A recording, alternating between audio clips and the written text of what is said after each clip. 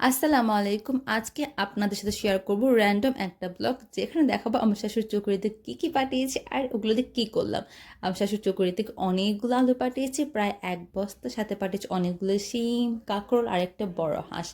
যেহেতু আমি হাঁসটা ভিডিও করতে পারি না, তখন আমার বাচ্চা কান্না করছিল, তাই আগের একটা চকুরের হাঁসের ক্লিপ অ্যাড করে দিলাম। এগুলো কিন্তু আমার শাশুড় বাড়ির হাঁস।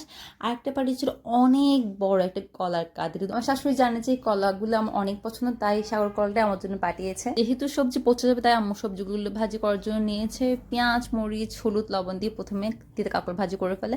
আর আরেকটি কড়াইতে আমি পেঁয়াজ, মরিচ, হলুদ আর লবণ দিয়ে শিম দিয়ে আলু ভাজি করি। আমার শিম দিয়ে আলু ভাজিটা অনেক পছন্দ। তারপরে ধনেপাতা কুচি দিয়ে নামিয়ে ফেলি।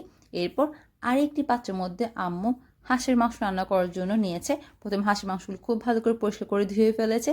তারপর একটি পাত্রের মধ্যে পেঁয়াজ, মরিচ, আদা বাটা, রসুন বাটা, হলুদ গুঁড়ো, গরম মশলা, যত মশলা আছে সবগুলো দিয়ে ভালো মতো করে মশলাটা কষিয়ে এক সাইডে রেখে দেয়।